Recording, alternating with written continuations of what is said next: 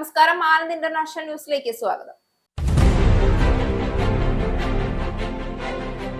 ഇടനാഴികളിൽ രോഗികൾക്ക് ചികിത്സ നൽകേണ്ട ഗതികേടിൽ ബ്രിട്ടനിലെ ആശുപത്രികൾ.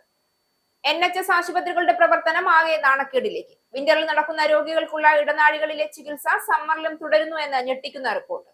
ഡൽഹിയിൽ ചെങ്കോട്ടയ്ക്ക് സമീപം തിങ്കളാഴ്ച ചാവേർ സ്ഫോടനമാണ് നടന്നതെന്നും മുഖ്യ സൂത്രധാരൻ ഡോക്ടർ ഉമർ മുഹമ്മദ് എന്ന ആളാണെന്നും തെളിവുകൾ. UK-യിൽ സംഘടിത കുറ്റകൃത്യ ഗ്യാങ്ങുകൾ സ്വന്തമായി ബ്രാൻഡഡ് ഭാരം കുറയ്ക്കൽ മരുന്നുകൾ നിർമ്മിക്കാൻ തുടങ്ങിയിരിക്കുന്നു എന്ന് അധികൃതരുടെ മുന്നറിയിപ്പ്. MHRAയുടെ ക്രിമിനൽ എൻഫോഴ്സ്മെന്റ് യൂണിറ്റ് പിടിച്ചെടുത്തത് ലൈസൻസ് ഇല്ലാത്തതും UK-യിൽ വിൽക്കാൻ നിയമവിരുദ്ധവുമായ വ്യാജമരുന്നുകൾ. UK-യിൽ ജോലി ചെയ്യാത്തതോ പഠിക്കാത്തതോ ആയ വെറുതെ ഇരിക്കുന്ന യുവാക്കളുടെ എണ്ണം കൂടുന്നു. ഇത് സംബന്ധിച്ച് ഒരു സ്വതന്ത്ര അവലോകനം നടത്താൻ സർക്കാർ നീക്കം.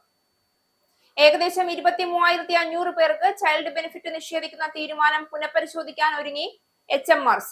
2020-ലെ അമേരിക്കൻ പ്രസിഡൻഷ്യൽ തിരഞ്ഞെടുപ്പ് ഫലം അട്ടിമറിക്കാൻ ഗൂഢാലോചന നടത്തിയെന്ന് ആരോപിക്കപ്പെട്ട തന്റെ മുൻ അഭിഭാഷകൻ റൂഡി ഗ്യൂലിയാനിക്കും മറ്റു കക്ഷികൾക്കും മാപ്പ് നൽകി US പ്രസിഡന്റ് ഡൊണാൾഡ് ട്രംപ്. തന്റെ താരിഫ് നയത്തെ വിമർശിക്കുന്നവർ വിഡ്ഢികളാണെന്ന് ഡൊണാൾഡ് ട്രംപ്. വാർത്തകൾ വിശദമായി. ആശുപത്രികളിൽ ഇടനാഴി ചികിത്സ UK-യിലും സാധാരണമാകുന്നു. NHS ആശുപത്രികളുടെ പ്രവർത്തനം ആകെ നാണക്കേടിലും അവതാളത്തിലുമായെന്ന് കണ്ടെത്തൽ. വിന്ററിൽ നടക്കുന്ന രോഗികൾക്കുള്ള ഇടനാഴികളിലെ ചികിത്സ സമ്മറിലും നടക്കുകയാണ്. സമ്മറിലും NHS-ൽ 1/5 A&E രോഗികൾക്കും ചികിത്സ ഇടനാഴിയിലായിരുന്നെന്ന ഞെട്ടിക്കുന്ന കണക്കുകൾ പുറത്തു വന്നു. ഇത് ഇപ്പോൾ സാധാരണ കാര്യമായി മാറിക്കഴിഞ്ഞെന്നാണ് Royal College of Emergency Medicine ചൂണ്ടിക്കാണിക്കുന്നത്. ജൂലൈ മുതൽ ഓഗസ്റ്റ് വരെ ഇംഗ്ലണ്ടിലെ 58 ആശുപത്രികളിലെ ഡോക്ടർമാരിൽ നിന്നും ലഭിച്ച വിവരമാണ് ഇത് വെളിപ്പെടുത്തുന്നത്. ആശുപത്രി ബെഡ് ലഭിക്കാനുള്ള കാലതാമസമാണ് രോഗികളെ അപകടത്തിലാക്കുന്നതെന്ന് 78% വിശ്വസിക്കുന്നു. വാർഡ് ബെഡുകൾ ലഭിക്കാൻ ബുദ്ധിമുട്ടുന്നത് മൂലം നിരവധി മണിക്കൂറുകളാണ് രോഗികളെ ആശുപത്രിയിൽ പ്രവേശിപ്പിക്കാനായി കാത്തിരിക്കേണ്ടി വരുന്നത്.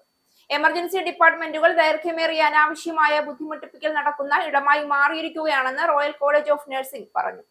രോഗികളെ ഇടനാഴികളിലും കബോർഡിലും ബാത്റൂമിലും വരെ ചികിത്സിക്കുന്ന പ്രതിസന്ധി അവസാനിപ്പിക്കാൻ ഹെൽത്ത് ഡിപ്പാർട്ട്മെന്റും ആശുപത്രി മേധാവികളും നടത്തുന്ന ശ്രമങ്ങൾ എങ്ങുമെത്താതെ പോവുകയാണ്.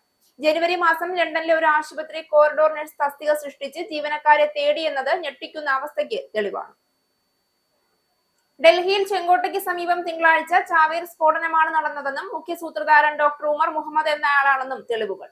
ജമ്മു കശ്മീർ ഹരിയാന പോലീസ് കഴിഞ്ഞ ദിവസം സ്ഫോടക വസ്തുക്കളുമായി അറസ്റ്റ് ചെയ്ത ഡോക്ടർമാരുടെ കൂട്ടാളിയാണ് ചെങ്കോട്ടയിൽ സ്ഫോടനം നടത്തിയതെന്ന വിവരമാണ് അന്വേഷണ ഉദ്യോഗസ്ഥർ പങ്കുവയ്ക്കുന്നത്. ചാവേർ സ്ഫോടനമാണ് നടന്നതെന്നും മുഖ്യ സൂത്രധാരൻ ഡോക്ടർ ഉമർ മുഹമ്മദ് എന്നയാളാണെന്നും അന്വേഷണ ഉദ്യോഗസ്ഥരെ ഉദ്ധരിച്ച് ദേശീയ മാധ്യമങ്ങൾ റിപ്പോർട്ട് ചെയ്യുന്നു.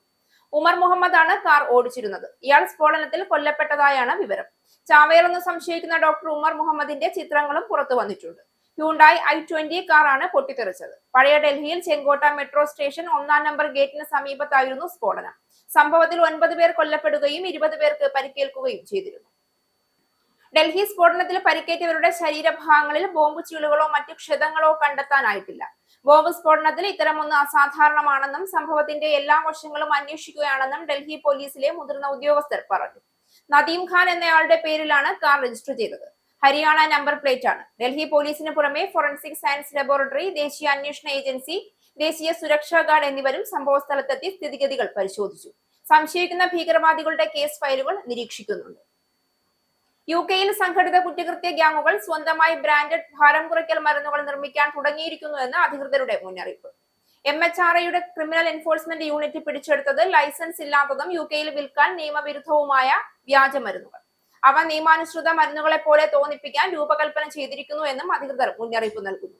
Medicine and health care products regulatory agency ഇതുവരെ രേഖപ്പെടുത്തിയിട്ടുള്ളതിൽ വെച്ച് ഏറ്റവും വലിയ കടത്ത് ഭാരം കുറയ്ക്കൽ മരുന്നുകൾ പിടിച്ചെടുക്കുകയും ചെയ്തു. പിടിച്ചെടുത്തത് യഥാർത്ഥ മരുന്നുകളെ പോലെയാണ് കാഴ്ചയിൽ. പക്ഷേ പൂർണ്ണമായും ലൈസൻസ് ഇല്ലാത്തതും UK-യിൽ വിൽക്കാൻ നിയമവിരുദ്ധവുമാണ്. കഴിഞ്ഞ കുറച്ചു മാസങ്ങളായി കുറ്റവാളികൾ സ്വന്തം പാക്കേജിങ്ങും ബ്രാൻഡിങ്ങും രൂപകൽപ്പന ചെയ്യുന്നതിന്റെ നിക്ഷേപം നടത്തുകയും അത് ഒരു യഥാർത്ഥ ഉൽപ്പന്നമാണെന്ന് അവകാശപ്പെടുകയും ചെയ്യുന്നു എന്ന് MHRAയുടെ ക്രിമിനൽ എൻഫോഴ്സ്മെന്റിന്റെ യൂണിറ്റിന്റെ തലവനായ ആൻഡി മോർലിംഗ് പറഞ്ഞു.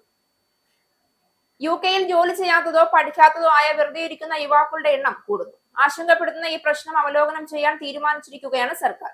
ഇതു സംബന്ധിച്ച് ഒരു സ്വതന്ത്ര അവലോകനം നടത്താനാണ് സർക്കാർ തീരുമാനം. വെറുതെ ഇരിക്കുന്ന യുവതലമുറയുടെ എണ്ണം പെരുകുന്നത് സമ്പദ് വ്യവസ്ഥയ്ക്ക് വലിയ ആഘാതമാണ്. മാത്രമല്ല സർക്കാരിന് ഇത്തരക്കാർ ബാധ്യതയുമാണ്. വിദ്യാഭ്യാസം, തൊഴിൽ, പരിശീലനം എന്നിവയിൽ ഇല്ലാത്ത യുവാക്കൾ എന്നതിന്റെ ചുരുക്കപ്പേരായ നീഡ്സ് എന്നതിനെ കുറിച്ചുള്ള അന്വേഷണത്തിന് മുൻ ലേബർ ഹെൽത്ത് സെക്രട്ടറി അലൻ മിൽബേൺ നേതൃത്വം നൽകും. 16 മുതൽ 24 വയസ്സ് വരെയുള്ളവരുടെ വിദ്യാഭ്യാസമോ ജോലിയോ ഉപേക്ഷിക്കുന്നത് അവസര പ്രതിസന്ധിയാണ് എന്നും അടിയന്തര നടപടി ആവശ്യമുള്ളതാണെന്നും തൊഴിൽ പെൻഷൻ സെക്രട്ടറി പാറ്റ് മക്ഫാഡൻ പറഞ്ഞു. ഇതൊരു പുതിയ പ്രശ്നമല്ല. പക്ഷേ നീറ്റ് സ്വീകരിക്കുന്ന യുവാക്കളുടെ എണ്ണം ഇപ്പോൾ 8-ൽ ഒരാൾ എന്ന നിലയിലായിട്ടുണ്ട്. സമീപ വർഷങ്ങളിൽ വർദ്ധിച്ചുകൊണ്ടിരിക്കുകയും 10 ലക്ഷത്തിലേക്ക് അടുക്കുകയും ചെയ്യുന്നു. ദീർഘകാല രോഗമോ വൈകല്യമോ ഒരു തടസ്സമായി 4-ൽ 1 പേർ ചൂണ്ടിക്കാണിക്കുന്നു. ആരോഗ്യ വൈകല്യ ആനുകൂല്യങ്ങൾ ആവശ്യപ്പെടുന്നവരുടെ എണ്ണവും വർദ്ധിച്ചുകൊണ്ടിരിക്കുകയാണ്. അലൻ മിൽബേണിന്റെ അവലോകനം വർധനവിന് പിന്നിലെ കാരണങ്ങൾ പരിശോധിക്കുമെന്നും യുവാക്കളുടെ നിഷ്ക്രിയത്വത്തിന്റെ ദീർഘകാല ചെലവുകൾ കുറയ്ക്കുന്നതിനും യുവാക്കളെ ആനുകൂല്യങ്ങളിൽ നിന്ന് ഒഴിവാക്കി ജോലിയിൽ പ്രവേശിപ്പിക്കുന്നതിനുമുള്ള വഴികൾ പരിശോധിക്കുമെന്നും സർക്കാർ പറയുന്നു. അതിന്റെ നിഗമനങ്ങൾ അടുത്ത വേനൽക്കാലത്ത് പ്രസിദ്ധീകരിക്കും. UK-യിൽ 5 മോർട്ട്ഗേജ് ദായകർ കൂടി നിരക്കുകൾ കുറയ്ക്കുന്നതായി പ്രഖ്യാപിച്ചു. എന്നാൽ ദീർഘകാലത്തേക്ക് മോർട്ട്ഗേജ് നിരക്ക് കുറഞ്ഞുകൊണ്ടിരിക്കില്ല എന്ന് വിദഗ്ധർ മുന്നറിയിപ്പ് നൽകുന്നു. ഇന്ന് മുതൽ HSBC, Standard, DSB, NatWest, Principality Building Society എന്നിവരാണ് മോർട്ട്ഗേജ് നിരക്കുകൾ കുറയ്ക്കുന്നത്. വായ്പാദാതാക്കൾ തമ്മിലുള്ള മത്സരത്തിന്റെ അനന്തരഫലമാണിത്. HSBC താമസിക്കുന്നതിനായി വീട് വാങ്ങുന്നവർക്കും വാടകയ്ക്ക് നൽകാനായി വീട് വാങ്ങുന്നവർക്കും നൽകുന്ന മോർട്ട്ഗേജിൽ നിരക്ക് കുറച്ചിട്ടുണ്ട്. കഴിഞ്ഞ 2 ആഴ്ച കാലത്തിനിടയിൽ ഇത് 2ാം തവണയാണ് ഇവർ നിരക്ക് കുറയ്ക്കുന്നത്. കൃത്യമായി എത്ര കുറവുണ്ടാകുമെന്നത് ബാങ്ക് ഇന്ന് മാത്രമേ പ്രഖ്യാപിക്കുകയുള്ളൂ. അതേസമയം റെസിഡൻഷ്യൽ ഫിക്സഡ് നിരക്കുകളിൽ സ്റ്റാൻഡേർഡ് ഈ മാസം 2ാം തവണയും കുറവ് വരുത്തുകയാണ്. ഇത്തവണ 0.14% വരെയാണ് കുറവ്. താമസിക്കുന്നതിനായി വീട് വാങ്ങുന്നവർക്കും വാടകയ്ക്ക് നൽകുന്നതിനായി വീട് വാങ്ങുന്നവർക്കും അതുപോലെ റീമോർട്ട്ഗേജിനും 0.15% കുറവാണ് TSB പ്രഖ്യാപിച്ചിരിക്കുന്നത്. പ്രിൻസിപ്പാലിറ്റി ബിൽഡിംഗ് സൊസൈറ്റി 0.13% കുറവാണ് പ്രഖ്യാപിച്ചിരിക്കുന്നത്. നെറ്റ്വെസ്റ്റ് ആണെങ്കിൽ കുറഞ്ഞ നിരക്കിലുള്ള ചില ബൈ ടു ലൈറ്റ് മോർട്ട്ഗേജ് ഡീലുകൾ കൊണ്ടുവരാനാണ് ശ്രമിക്കുന്നത്. ഇതിന്റെ വിശദാംശങ്ങൾ ഇന്ന് പ്രഖ്യാപിക്കും. ഏകദേശം 23,500 പേർക്ക് ചൈൽഡ് ബെനിഫിറ്റ് നിഷേധിക്കുന്ന തീരുമാനം പുനഃപരിശോധിക്കാൻ ഒരുങ്ങുകയാണ് HMRC. ഇവരിൽ ഭൂരിഭാഗവും നോർത്തേൺ അയർലൻഡിൽ നിന്നുള്ളവരാണ്. അവരുടെ ട്രാവൽ വിശദാംശങ്ങൾ പരിശോധിച്ചതിനു ശേഷം ഇവർ ബ്രിട്ടൻ വിട്ടുപോയി എന്ന നിഗമനത്തിലാണ് ബെനിഫിറ്റുകൾ നിർത്തലാക്കിയിരിക്കുന്നത്. സാധാരണയായി 8 ആഴ്ചയിലധികം ബ്രിട്ടന് പുറത്ത് താമസിക്കുന്നവർക്കാണ് ഈ ആനുകൂല്യം റദ്ദാക്കപ്പെടുന്നത്. എന്നാൽ വിദേശത്ത് ഒഴിവുകാല യാത്രയ്ക്ക് പോയവരിൽ പലർക്കും ഈ ആനുകൂല്യം നഷ്ടപ്പെടുകയായിരുന്നു. ബെൽഫാസ്റ്റ് വിമാനത്താവളത്തിൽ നിന്നും വിദേശത്തേക്ക് പോയി ഡബ്ലിൻ വിമാനത്താവളം വഴി നോർത്തേൺ അയർലൻഡിൽ തിരിച്ചെത്തിയവർക്കാണ് ഈ ആനുകൂല്യം നഷ്ടമായത്. ഐറിഷ് അതിർത്തികളിൽ പരിശോധന ഇല്ലാത്തതിനാൽ ഇവർ തിരികെ എത്തിയതിന്റെ ഔദ്യോഗിക രേഖകൾ ഇല്ലാത്തതിനാൽ ഇവർ വിദേശത്ത് താമസമാക്കി എന്ന അനുമാനത്തിൽ HMRC എത്തിയതാണ് പ്രധാന കാരണം. അടുത്ത 5 വർഷക്കാലത്തിനിടയിൽ 350 മില്യൺ പൗണ്ട് ലഭിക്കുന്നതിനായി ചൈൽഡ് ബെനിഫിറ്റ് തട്ടിപ്പുകൾക്കു നേരെ സർക്കാർ കർശന നിലപാടെടുത്തതിനു ശേഷമാണ് ഇങ്ങനെ സംഭവിച്ചത്. ഈ ആനുകൂല്യങ്ങൾ കൈപ്പറ്റുന്നവർ ബ്രിട്ടനിൽ തന്നെ താമസിക്കുന്നുണ്ടോ എന്നറിയാൻ HMRC ഉപയോഗിക്കുന്നത് ഹോം ഓഫീസിന്റെ ഇന്റർനാഷണൽ ട്രാവൽ ഡേറ്റയാണ്. എന്നാൽ ഹ്രസ്വകാലത്തേക്ക് മാത്രം ബ്രിട്ടൻ വിട്ടുപോയ പലർക്കും ഈ ആനുകൂല്യം ലഭിക്കാതായതോടെ പരാതികളുടെ പ്രവാഹമായി. ഇതിനെ തുടർന്ന് സർക്കാർ ഇക്കാര്യത്തിൽ ഒരു പുനഃപരിശോധനയ്ക്ക് തയ്യാറായിരിക്കുകയാണ്. ദി ഡീറ്റെയിൽസ് എന്ന വെബ്സൈറ്റ് ആണ് ഇക്കാര്യം ആദ്യമായി റിപ്പോർട്ട് ചെയ്തത്. അതിൽ പലരും നോർത്തേൺ അയർലൻഡിൽ നിന്നുള്ള കേസുകളായിരുന്നു. നഗരമധ്യത്തിലെ ബുൾഡിംഗ് ഷോപ്പിംഗ് സെന്ററിന് പുറത്ത് ബസ് സ്റ്റോപ്പിൽ വെള്ളിയാഴ്ച രാത്രി കുത്തേറ്റ യുവതി ചികിത്സയിലിരിക്കെ മരിച്ചു. ചെറിയുബുക്ക് ക്യൂൻസ്വേയിൽ രാത്രി 9 മണിയോടെയാണ് സംഭവം. അക്രമി 34 വയസ്സുകാരിയായ യുവതിയെ കഴുത്തിൽ കുത്തിയതാണെന്ന് പോലീസ് പറഞ്ഞു. സംഭവ സമയത്ത് ആക്രമണത്തിന് വ്യക്തമായ കാരണമൊന്നും കണ്ടെത്താനായിട്ടില്ല എന്നും അന്വേഷണം തുടരുകയാണെന്നും വെസ്റ്റ് മിഡ്ലാൻഡ്സ് പോലീസ് അറിയിച്ചു. സംഭവവുമായി ബന്ധപ്പെട്ട് 21-കാരനായ ഡീജെയ്സൺ റഫേൽ എന്ന യുവാവിനെ പോലീസ് അറസ്റ്റ് ചെയ്തിട്ടുണ്ട്. ഇയാളുടെ മേൽ കൊലക്കുറ്റം ചുമത്തും. സംഭവം നഗരമധ്യത്തെ പ്രധാന ഗതാഗത കേന്ദ്രമായ ബർമിംഗ്ഹാം ന്യൂ സ്ട്രീറ്റ് റെയിൽവേ സ്റ്റേഷന്റെ എതിർവശത്താണ് നടന്നത്. പോലീസ് പ്രദേശത്ത് ശക്തമായ പരിശോധനയും പെട്രോളിംഗും നടത്തി. നഗരമധ്യത്തിലെ സുരക്ഷ ഉറപ്പാക്കുമെന്നും പ്രതിയെക്കുറിച്ചുള്ള കൂടുതൽ വിവരങ്ങൾ ലഭിക്കുന്നവർ പോലീസിനെ സമീപിക്കണമെന്നും അന്വേഷണ സംഘം അറിയിച്ചു. 2020-ലെ അമേരിക്കൻ പ്രസിഡൻഷ്യൽ തിരഞ്ഞെടുപ്പ് ഫലം അട്ടിമറിക്കാൻ ഗൂഢാലോചന നടത്തിയെന്ന് ആരോപിക്കപ്പെട്ട തന്റെ മുൻ അഭിഭാഷകൻ റൂഡി ഗ്യൂലിയാനിയെയും മറ്റ് സഖ്യകക്ഷികൾക്കും US പ്രസിഡന്റ് ഡൊണാൾഡ് ട്രംപ് മാപ്പ് നൽകി. ഗുരുതരമായ ദേശീയ അനീതി അവസാനിപ്പിക്കണമെന്ന പ്രഖ്യാപനത്തിലൂടെയാണ് ട്രംപ് തീരുമാനം പ്രഖ്യാപിച്ചത്. മുൻ White House chief of staff Mark മെഡോസിനും ട്രംപ് മാപ്പ് നൽകിയിട്ടുണ്ട്. ഇതിനു പുറമെ 2020-ലെ തെരഞ്ഞെടുപ്പ് ഫലത്തെ ചോദ്യം ചെയ്ത നിയമപകർപ്പുകൾ ഫയൽ ചെയ്ത ട്രംപിന്റെ മുൻ അഭിഭാഷകർ സിഡ്നി പവൽ, ജന്ന എല്ലിസ്, ജോൺ ഈസ്റ്റ്മാൻ, കെന്നത്ത് ചെസെബ്രോ എന്നിവരും മാപ്പ് ലഭിച്ചവരിൽ ഉൾപ്പെടുന്നു. ഈ മാപ്പുകൾ ഫെഡറൽ കുറ്റകൃത്യങ്ങൾക്ക് മാത്രമേ ബാധകമാകൂ. സംസ്ഥാന തലത്തിലെ നിയമ നടപടികളിൽ ഇത് ബാധകമാകില്ല. 2020-ലെ തിരഞ്ഞെടുപ്പ് ഫലത്തെ ചോദ്യം ചെയ്തതിനും വ്യാജ ഇലക്ട്രൽ ഗൂഢാലോചനകൾക്കുമെതിരായ കേസുകൾ US-ന്റെ വിവിധ സംസ്ഥാനങ്ങളിൽ ഇപ്പോഴും നിലനിൽക്കുന്ന സാഹചര്യത്തിൽ ട്രംപിന്റെ സഖ്യകക്ഷികൾക്ക് ഇനിയും നിയമ നടപടികൾ നേരിടേണ്ടി വരും. US-ന്റെ തീരുവ നയം കടുത്ത വിമർശനങ്ങൾക്കിടയാക്കുകയും താരിഫുകളുടെ നിയമസാധുതയെക്കുറിച്ച് US സുപ്രീം കോടതി സംശയം പ്രകടിപ്പിക്കുകയും ചെയ്ത പശ്ചാത്തലത്തിൽ തന്റെ താരിഫ് നയത്തെ ന്യായീകരിച്ച് US president Donald Trump. Tariff നയത്തെ വിമർശിക്കുന്നവർ വിഡ്ഢികളാണ് എന്ന് ട്രംപ് കുറ്റപ്പെടുത്തി. തീരുവയിലൂടെ US-ന് വലിയ നേട്ടം ഉണ്ടായിട്ടുണ്ടെന്നും അദ്ദേഹം പറഞ്ഞു. താരിഫിലൂടെ ഉണ്ടായ നേട്ടത്തിന്റെ ഒരു വിഹിതം ജനങ്ങൾക്കും നൽകാൻ ആഗ്രഹിക്കുകയാണ്. ഇതിന്റെ ഭാഗമായി US പൗരന്മാരുടെ അക്കൗണ്ടുകളിലേക്ക് $2000 നൽകുമെന്ന് ട്രംപ് പറഞ്ഞു. ഉന്നത വരുമാനക്കാർക്കൊഴിച്ച് ബാക്കി എല്ലാവർക്കും പണം നൽകുമെന്നാണ് അറിയിപ്പ്. സീരിയസ് ട്രൂത്ത് സോഷ്യലിലൂടെയാണ് ട്രംപിന്റെ അറിയിപ്പ്. എന്നാൽ പണം എപ്പോൾ നൽകുമെന്നോ എങ്ങനെ നൽകുമെന്നോ ട്രംപ് വ്യക്തമാക്കിയിട്ടില്ല. തീരുവയിൽ നിന്നുള്ള വരുമാനം കൊണ്ട് US-ന്റെ കടം വലിയ രീതിയിൽ കുറയ്ക്കാൻ സാധിച്ചിട്ടുണ്ട് എന്നും ട്രംപ് കൂട്ടിച്ചേർത്തു. തന്റെ താരിഫ് നയം ആഭ്യന്തര നിക്ഷേപത്തിൽ കുതിച്ചുചാട്ടത്തിന് കാരണമായെന്നും താരിഫുകൾ ഉള്ളതുകൊണ്ട് മാത്രമാണ് ബിസിനസ്സുകൾ അമേരിക്കയിലേക്ക് ഒഴുകിയെത്തുന്നതെന്നും ട്രംപ് കൂട്ടിച്ചേർത്തു. തന്റെ കടുത്ത താരിഫ് നയങ്ങൾ അമേരിക്കയെ ലോകത്തിലെ ഏറ്റവും സമ്പന്നവും ഏറ്റവും ആദരിക്കപ്പെടുന്നതുമായ രാജ്യമാക്കി മാറ്റിയെന്നും ട്രംപ് അവകാശപ്പെട്ടു. ട്രംപ് ഭരണകൂടത്തിന്റെ താരിഫുകളുടെ നിയമസാധുതയെക്കുറിച്ച് US സുപ്രീം കോടതി സംശയം പ്രകടിപ്പിച്ചിരുന്നു. ഇതിന് പിന്നാലെയാണ് താരിഫ് നയത്തെ ന്യായീകരിച്ചുകൊണ്ടുള്ള ട്രംപിന്റെ പരാമർശങ്ങൾ.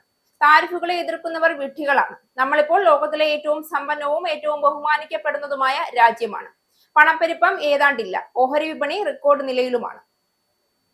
താമസിയാതെ നമ്മുടെ $37 ട്രില്യൺ ഭീമമായ കടം വീട്ടാനും തുടങ്ങും. USA-യിൽ റെക്കോർഡ് നിക്ഷേപമാണ് നടക്കുന്നത്. എല്ലായിടത്തും പ്ലാന്റുകളും ഫാക്ടറികളും ഉയർന്നു വരുന്നു. എല്ലാവർക്കും കുറഞ്ഞത് $2000 വീതം ലാഭവിഹിതം നൽകുമെന്നും ട്രംപ് തന്റെ ട്രൂത്ത് സോഷ്യൽ പ്ലാറ്റ്ഫോമിൽ കുറിച്ചു. US പ്രസിഡന്റ് ഡൊണാൾഡ് ട്രംപിനെ കുറിച്ചുള്ള ഡോക്യുമെന്ററിയിൽ പ്രസംഗം എഡിറ്റ് ചെയ്ത് ചേർത്ത തെറ്റായ തീരുമാനത്തിൽ ബ്രിട്ടീഷ് മാധ്യമം BBC-യുടെ അധ്യക്ഷൻ സമീർ ഷാ ക്ഷമാപണം നടത്തി.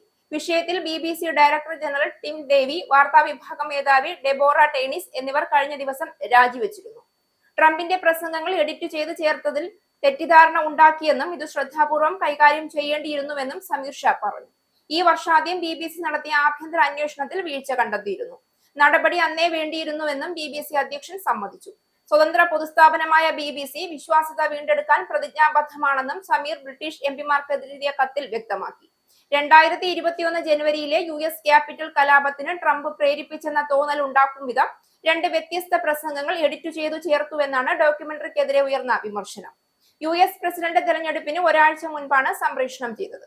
എഡിറ്റിംഗിൽ പക്ഷാപാതം കാട്ടിയെന്ന ആഭ്യന്തര അന്വേഷണ റിപ്പോർട്ട് ഈയിടെ ചോർന്നതോടെയാണ് വിവാദമായത്. ഗാസ യുദ്ധം റിപ്പോർട്ട് ചെയ്തതിൽ BBC-യുടെ അറബ് ചാനൽ ഇസ്രയേൽ വിരുദ്ധ നിലപാട് സ്വീകരിച്ചു എന്നും റിപ്പോർട്ടിലുണ്ട്. ഇനി പൗണ്ട്, യൂറോ, ഡോളർ, രൂപ ഇന്നത്തെ വിനിമയ നിരക്ക്. ഒരു പൗണ്ട് 116.77 ഇന്ത്യൻ രൂപ. ഒരു പൗണ്ട് 1.14 യൂറോ. ഒരു US ഡോളർ 88.67 ഇന്ത്യൻ രൂപ. ഒരു യൂറോ 102.51 ഇന്ത്യൻ രൂപ. ഒരു പൗണ്ട് 1.32 US ഡോളർ. ഒരു കനേഡിയൻ ഡോളർ 63.17 ഇന്ത്യൻ രൂപ. ഇനി ഒരു ഇടവേളയ്ക്ക് ശേഷം national news. Book your Indigo flight tickets easily and safely with Anand Travel. Call UK number 020-8548-4897. Indian cell number 918921120509. Or please mail to info@anandtravel.com. Have a happy journey. നമസ്കാരം, national ന്യൂസിലേക്ക് സ്വാഗതം. തെലങ്കാനയിലെ നൽഗൊണ്ട ജില്ലയിൽ ചിത്യാല മണ്ഡലിന് സമീപം ദേശീയപാത 65 വെച്ച് സ്വകാര്യ സ്ലീപ്പർ ബസിന് തീപിടിച്ചു. ബിഹാരി ട്രാവൽസിന്റെ ഉടമസ്ഥതയിലുള്ള ഈ ബസ്സിലെ 29 യാത്രക്കാർ അത്ഭുതകരമായി രക്ഷപ്പെട്ടു. ചൊവ്വാഴ്ച പുലർച്ചെ 1:30 സംഭവം. ഹൈദരാബാദിൽ നിന്ന് നെല്ലൂരിലേക്ക് പോവുകയായിരുന്നു ഈ ബസ്. തീപിടുത്തത്തിൽ ബസ് പൂർണ്ണമായും കത്തിനശിച്ചു. ബസ്സിൽ തീ പെട്ടെന്ന് പടരുകയായിരുന്നു. വിവരമറിഞ്ഞയുടൻ പോലീസ് സംഘവും അഗ്നിശമന സേനാംഗങ്ങളും സ്ഥലത്തെത്തി തീ നിയന്ത്രണ വിധേയമാക്കി. ഡ്രൈവറുടെയും കണ്ടക്ടറുടെയും സഹായത്തോടെ യാത്രക്കാർ ഉടൻ തന്നെ ബസ്സിൽ നിന്ന് രക്ഷപ്പെട്ടതിനാൽ ആർക്കും പരിക്കേറ്റിട്ടില്ല. തീപിടുത്തത്തിന്റെ കാരണം കണ്ടെത്താനായി കേസെടുത്ത് അന്വേഷണം ആരംഭിച്ചു. PM ശ്രീ പദ്ധതിയിൽ ഒപ്പുവെച്ച ധാരണാപത്രം മരവിപ്പിക്കാനുള്ള സംസ്ഥാന സർക്കാർ തീരുമാനം കേന്ദ്രത്തെ അറിയിച്ച് വിദ്യാഭ്യാസ മന്ത്രി V ശിവൻകുട്ടി. ഡൽഹിയിൽ കേന്ദ്ര വിദ്യാഭ്യാസ മന്ത്രി ധർമ്മേന്ദ്ര പ്രധാനുമായുള്ള കൂടിക്കാഴ്ചയിലാണ് ശിവൻകുട്ടി സംസ്ഥാനത്തിന്റെ നിലപാട് വ്യക്തമാക്കിയത്. ഉപസമിതി രൂപീകരിച്ച് കേരളത്തിന്റെ സാഹചര്യം വിശദീകരിക്കണമെന്നും കേന്ദ്രമന്ത്രി പ്രത്യേകിച്ചൊന്നും പറഞ്ഞില്ല എന്നും ശിവൻകുട്ടി വാർത്താ സമ്മേളനത്തിൽ വ്യക്തമാക്കി. ഇക്കാര്യം വാക്കാലാണ് പറഞ്ഞത്. രേഖാമൂലം അറിയിച്ചിട്ടില്ല എന്നും അത് പിന്നീടാകാമെന്നും മന്ത്രി ശിവൻകുട്ടി പറഞ്ഞു. നിയമവശങ്ങൾ നോക്കിയ ശേഷം കത്ത് കൊടുക്കും. കേന്ദ്രമന്ത്രിയുമായുള്ള കൂടിക്കാഴ്ച ക്രിയാത്മകമായിരുന്നു എന്ന് ശിവൻകുട്ടി പറഞ്ഞു. ധാരണാപത്രം മരവിപ്പിക്കുകയാണെന്ന് അറിയിച്ചെങ്കിലും കേന്ദ്രം പിൻവാങ്ങിയിട്ടില്ല. മരിച്ചെന്ന് ഡോക്ടർമാർ വിധിയെഴുതിയ യുവാവ് സംസ്കാര ചടങ്ങിനിടെ ബന്ധുക്കളെ ഞെട്ടിച്ചുകൊണ്ട് ശ്വസിച്ചു. ഗഡാക് ബെറ്റാഗേരിയിൽ ആശുപത്രിയിൽ ചികിത്സയ്ക്കിടെ മരിച്ചെന്ന് വ്യക്തമാക്കിയ ഉടൻ തന്നെ മറ്റൊരു ആശുപത്രിയിൽ എത്തിച്ച് ചികിത്സ നൽകിയിരുന്നു. 38 വയസ്സുള്ള നാരായൺ വന്നാൾ എന്ന യുവാവാണ് കുഴിയിലേക്ക് എടുത്തു വെക്കുന്നതിനിടെ ശ്വസിച്ചത്. ഉടൻ തന്നെ മറ്റൊരു ആശുപത്രിയിൽ എത്തിച്ച് ചികിത്സ നൽകി. നാരായൺ വന്നാൾ തലച്ചോറിലെ രക്തസ്രാവത്തിനും പിത്താശയ സംബന്ധമായ അസുഖത്തിനും 6 മണിക്കൂർ നീണ്ട ശസ്ത്രക്രിയയ്ക്ക് വിധേയനായിരുന്നു. ശേഷം നില ഗുരുതരമാവുകയും അബോധാവസ്ഥയിലെത്തുകയും ചെയ്തു. വിശദമായ പരിശോധനകൾക്ക് ശേഷം യുവാവ് മരിച്ചതായി വിധിയെഴുതി. തുടർന്ന് കുടുംബാംഗങ്ങൾ ചേർന്ന് സംസ്കാര ചടങ്ങുകളിലേക്ക് കടക്കുകയായിരുന്നു. മൃതദേഹം ആംബുലൻസിൽ വീട്ടിലെത്തിക്കുകയും ബന്ധുക്കൾ ചേർന്ന് സംസ്കരിക്കാൻ കുഴിയിലേക്ക് എടുക്കുകയും ചെയ്തു. ഇതിനിടെയാണ് യുവാവ് ശ്വാസം എടുക്കുന്നതിനായി ചിലർ സംശയം പ്രകടിപ്പിച്ചത്. ഉടൻ സംസ്കാര ചടങ്ങുകൾ നിർത്തിവെക്കുകയും ചെയ്തു. തുടർന്ന് സമീപത്തെ സ്വകാര്യ ആശുപത്രിയിൽ പ്രവേശിപ്പിക്കുകയായിരുന്നു. യുവാവ് നിലവിൽ ചികിത്സയിൽ തുടരുകയാണ്. ദില്ലിയിൽ ഇന്നലെയുണ്ടായ സ്ഫോടനത്തിന്റെ പശ്ചാത്തലത്തിൽ കേരളത്തിൽ കനത്ത ജാഗ്രത. നിലവിൽ വിവിധ ജില്ലകളിൽ പരിശോധന നടത്തി വരികയാണ്. മലപ്പുറം കളക്ടറേറ്റിൽ പോലീസ് പരിശോധന നടത്തി. വയനാട് കളക്ടറേറ്റിലും പരിശോധന നടത്തി വരുന്നു. ബോംബ് സ്ക്വാഡും ഡോഗ് സ്ക്വാഡും കോമ്പൗണ്ടിലെ വാഹനങ്ങൾ പരിശോധിക്കുകയാണ്. കൊച്ചിയിൽ ഒരു റൗണ്ട് സുരക്ഷാ പരിശോധന ഇന്നലെ തന്നെ പൂർത്തിയാക്കിയിരുന്നു. കോഴിക്കോടും പോലീസിന്റെ വ്യാപക പരിശോധന നടന്നുവരുന്നു. കോഴിക്കോട് KSRTC ബസ് സ്റ്റാൻഡിലാണ് പോലീസ് പരിശോധന നടത്തുന്നത്. കോഴിക്കോട് ബീച്ചിൽ ബോംബ് സ്ക്വാഡും ഡോഗ് സ്ക്വാഡും പരിശോധന നടത്തുന്നു. ദില്ലി സ്ഫോടനത്തിന്റെ പശ്ചാത്തലത്തിൽ ബാംഗ്ലൂരുവിലും പരിശോധന ഊർജിതമാക്കിയിട്ടുണ്ട്. തന്ത്രപ്രധാന സ്ഥലങ്ങളിൽ സുരക്ഷ ശക്തമാക്കി. റെയിൽവേ സ്റ്റേഷനുകളിലും മെട്രോ സ്റ്റേഷനുകളിലും പോലീസിനെ നിയോഗിച്ചു. യാത്രക്കാരുടെ ബാഗേജുകൾ ഉൾപ്പെടെ പരിശോധിക്കുന്നുണ്ട്. അതേസമയം സ്ഫോടനത്തിൽ കൊല്ലപ്പെട്ടവരിൽ 5 പേരെ തിരിച്ചറിഞ്ഞു. UP സ്വദേശി ദിനേശ് മിശ്ര, തുണിക്കട നടത്തുന്ന ദില്ലി സ്വദേശി അമർ കടാരിയ, ഓട്ടോറിക്ഷ ഡ്രൈവർ മോഹസിൻ, ബീഹാർ സ്വദേശി പങ്കജ് സൈനി, 21കാരനായ UP സ്വദേശി റുമാൻ എന്നിവരെയാണ് തിരിച്ചറിഞ്ഞത്. 22കാരനായ സൈനി ഒരു ബന്ധുവിനെ മെട്രോ സ്റ്റേഷനിൽ വിടാൻ എത്തിയതായിരുന്നു. 8 പേരുടെ മരണമാണ് ഇതുവരെ കേന്ദ്രം ഔദ്യോഗികമായി സ്ഥിരീകരിച്ചിട്ടുള്ളത്. ഡൽഹി ചെങ്കോട്ട മെട്രോ സ്റ്റേഷന് സമീപം ഒട്ടേറെ പേരുടെ മരണത്തിനിടയാക്കിയ സ്ഫോടനത്തിന് കാരണക്കാരായവരെ ഉടൻ കണ്ടെത്തി തക്കതായ ശിക്ഷ നൽകണമെന്ന് മുഖ്യമന്ത്രി പിണറായി വിജയൻ. രാജ്യത്തിന്റെ ക്രമസമാധാനത്തിനും ജനങ്ങളുടെ സുരക്ഷയ്ക്കും വെല്ലുവിളി ഉയർത്തുന്ന ശക്തികൾക്കെതിരെ ജനാധിപത്യ വിശ്വാസികളാകെ ഒറ്റക്കെട്ടായി നിൽക്കണം. ഇതുപോലൊരു ദുരന്തം ഇനി ആവർത്തിച്ചുകൂടാ എന്നും അദ്ദേഹം പറഞ്ഞു. തിങ്കളാഴ്ച രാത്രി 8 മണിയോടെ കാർ പൊട്ടിത്തെറിച്ചുണ്ടായ അപകടത്തിൽ 13 പേർ കൊല്ലപ്പെട്ടതായാണ് ദേശീയ മാധ്യമങ്ങൾ റിപ്പോർട്ട് ചെയ്യുന്നത്. 25 പേർക്ക് പരിക്കുണ്ട്. മെട്രോ സ്റ്റേഷന് സമീപം കാർ പൊട്ടിത്തെറിക്കുകയായിരുന്നു എന്നാണ് ദൃക്സാക്ഷികൾ പറയുന്നത്. ദില്ലി ചെങ്കോട്ടയിലെ കാർ സ്ഫോടനത്തിൽ പ്രതികരിച്ച് കേന്ദ്രമന്ത്രി സുരേഷ് ഗോപി അന്വേഷണം എങ്ങനെ പോകുന്നുവെന്ന് പുറത്തു പറയാനാകില്ല എന്നും അസാധാരണമായ സാഹചര്യമാണ് എന്നും സുരേഷ് ഗോപി പറഞ്ഞു. കഴിഞ്ഞ ഒരു മാസത്തിനുള്ളിൽ 8 ആക്രമണമാണ് രാജ്യത്ത് നടന്നത്. ട്രാഫിക് സിഗ്നലിലേക്ക് ഓടിയെത്തിയ കാറിലാണ് ഇന്നലെ സ്ഫോടനമുണ്ടായത്. സ്ഫോടനത്തിൽ 8 പേരുടെ മരണമാണ് സ്ഥിരീകരിച്ചത്. പ്രധാനമന്ത്രിയുടെ നിർദ്ദേശപ്രകാരമാണ് ആഭ്യന്തരമന്ത്രി അമിത്ഷാ സ്ഥലം സന്ദർശിച്ചത്.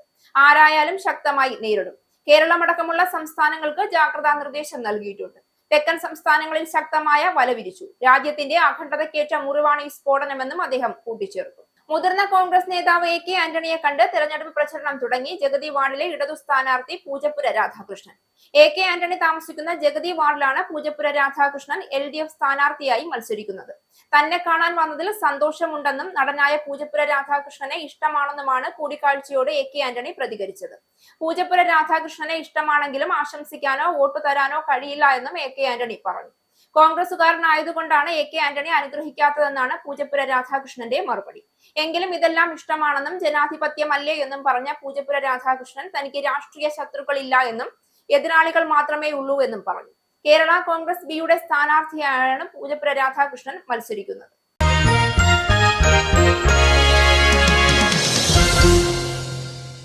അഭ്യൂഹങ്ങളും ചർച്ചകളും യാഥാർത്ഥ്യമായാൽ IPL കരിയറിന്റെ ഭൂരിഭാഗവും ചെലവഴിച്ച രാജസ്ഥാൻ റോയൽസിൽ നിന്ന് സഞ്ജു സാംസൺ പടിയിറങ്ങും. രവീന്ദ്ര ജഡേജയ്ക്കു ശേഷം സഞ്ജുവിനെ ചെന്നൈ സൂപ്പർ കിങ്സിൽ എത്തിക്കാനുള്ള ശ്രമങ്ങളാണ് നടക്കുന്നത്. ഫ്രാഞ്ചൈസിയുടെ തുടക്കം മുതൽ ടീമിന്റെ വിക്കറ്റ് കീപ്പറായ MS ധോണിക്ക് പകരക്കാരനായാണ് സഞ്ജുവിനെ ചെന്നൈ നോട്ടമിടുന്നത്. 2026 സീസണിലും ധോണി ടീമിൽ കളിക്കുമെന്ന് മാനേജ്മെന്റ് വ്യക്തമാക്കിയിട്ടുണ്ട്. എങ്കിലും കരിയറിന്റെ അവസാന ഘട്ടത്തിലുള്ള താരത്തിന് പകരക്കാരനെ കണ്ടെത്തേണ്ടി വന്നിരിക്കുന്നുണ്ട്. അതുതന്നെയാണ് അവരെ സഞ്ജു സാംസണിൽ എത്തിച്ചത്. വിക്കറ്റ് കീപ്പിംഗിന് പുറമെ ക്യാപ്റ്റൻസിയിലും ഫാൻ ബേസിലും നിലവിൽ ഇന്ത്യൻ ക്രിക്കറ്റിൽ സഞ്ജു തന്നെയാണ് ധോണിയുടെ വിടവ് നികത്താൻ അനുയോജ്യനെന്ന് CSK മാനേജ്മെന്റ് കരുതുന്നു. പ്രധാന വാർത്തകൾ ഒരിക്കൽ കൂടി. ഇടനാഴികളിൽ രോഗികൾക്ക് ചികിത്സ നൽകേണ്ട ഗതികേടിൽ ബ്രിട്ടനിലെ ആശുപത്രികൾ. NHS ആശുപത്രികളുടെ പ്രവർത്തനം ആകെ നാണക്കേടിലേക്ക്. വിന്ററിൽ നടക്കുന്ന രോഗികൾക്കുള്ള ഇടനാഴികളിലെ ചികിത്സ സമ്മറിലും തുടരുന്നു എന്ന് ഞെട്ടിക്കുന്ന റിപ്പോർട്ട്. ഡൽഹിയിൽ ചെങ്കോട്ടയ്ക്ക് സമീപം തിങ്കളാഴ്ച ചാവേർ സ്ഫോടനമാണ് നടന്നതെന്നും മുഖ്യ സൂത്രധാരൻ ഡോക്ടർ ഉമർ മുഹമ്മദ് എന്ന ആളാണെന്നും തെളിവുകൾ.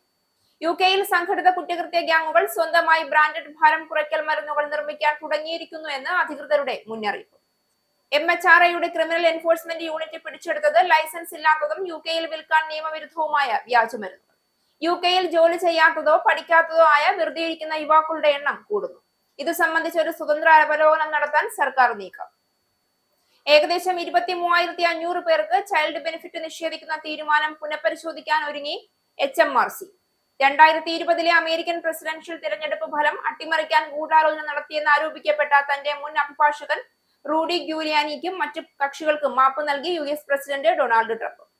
തന്റെ താരിഫ് നയത്തെ വിമർശിക്കുന്നവർ വിഡ്ഢികളാണെന്ന് ഡൊണാൾഡ് ട്രംപ്. ഈ ന്യൂസ് ബുള്ളറ്റിൻ അവസാനിച്ചു. നന്ദി.